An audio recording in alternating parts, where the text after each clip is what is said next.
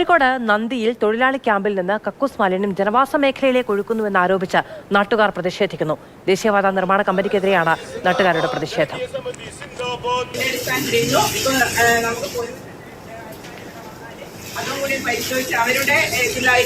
Rahul K V വിവരങ്ങളുമായി നമ്മളോടൊപ്പം ചേരുന്നുണ്ട്. രാഹുൽ, എന്താണ് പ്രതിഷേധക്കാർ പറയുന്നത്? മാധു, അതായത് ഇത് നാളുകളായുള്ള ഒരു വിഷയമാണ്. നേരത്തെ ജില്ലാ കളക്ടർ ഇടപെടുകയും ചർച്ചയൊക്കെ നടത്തിയിരുന്നു.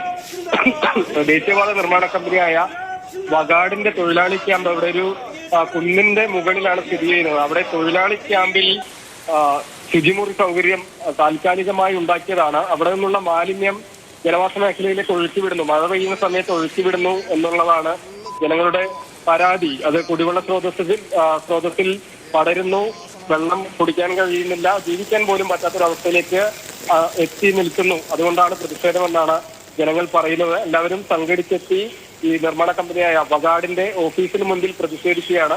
ഒപ്പം പോലീസും വന്നിട്ടുണ്ട്. പ്രശ്നത്തിന് അടിയന്തര പരിഹാരം ഉണ്ടാക്കണം എന്നതാണ് ജനങ്ങളുടെ ആവശ്യം.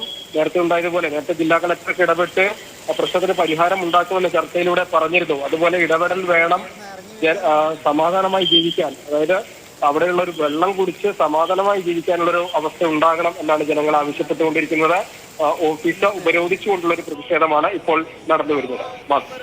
ശരി, രാഹുൽ കെ വി വിവരങ്ങൾ നൽകിയത്.